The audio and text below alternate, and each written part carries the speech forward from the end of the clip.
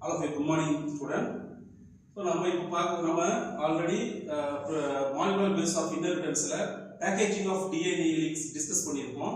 அதுல ஒரு question கேட்டிருப்பாங்க பாத்தீங்கன்னா if the length of E. coli DNA is வந்து பாத்தீங்கன்னா 1.36 millimeter, can you calculate the number of base pairs in E. coli அப்படின்னு கொடுத்திருப்பாங்க.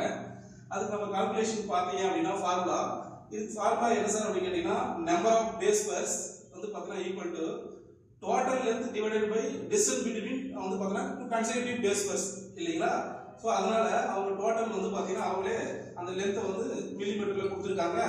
அத மீட்டர்ல நம்ம கன்வர்ட் பண்ணும்போது 1.36 into 10 to the power -3 அப்படி சொல்லிட்டு வரும். இத மீட்டர்ல கன்வர்ட் பண்ணனும்.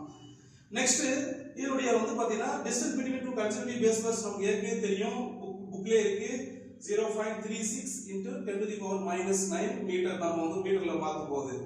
சோ அப்ப நீங்க வேல்யூஸ் வந்து பார்த்தா ஃபர்ஸ்ட் டிவைட் பண்ணீங்கன்னா உங்களுக்கு ஆன்சர் 4 வந்துரும்.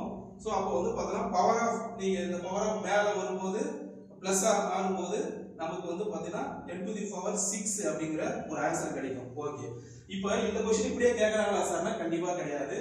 நீட் 2022ல ஒரு क्वेश्चन கேட்டிருக்காங்க பாருங்க. if the length of DNA molecule is 1.1 meter what will be the approximate number of base pairs கேட்டாங்க.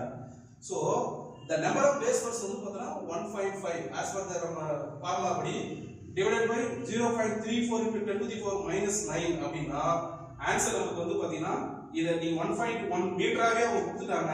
அப்ப டிவைட் பண்ணீங்க அப்படினா 3.235 into 10 to the power 9 வரும். ஏன்னா 9 மேல போகும்போது +9 ஆ மாறிடும். அப்ப நீங்க அந்த ஆப்ஷன் கொடுத்திருந்தாங்க பாத்தீங்க அப்படினா நீங்க கவனிச்சு பாருங்க, எல்லாமே க்ளோஸா கொடுத்திருப்பாங்க. ஆன்சர் approximate value க்கு ஆன்சர் D தான் கரெக்ட். Thank you.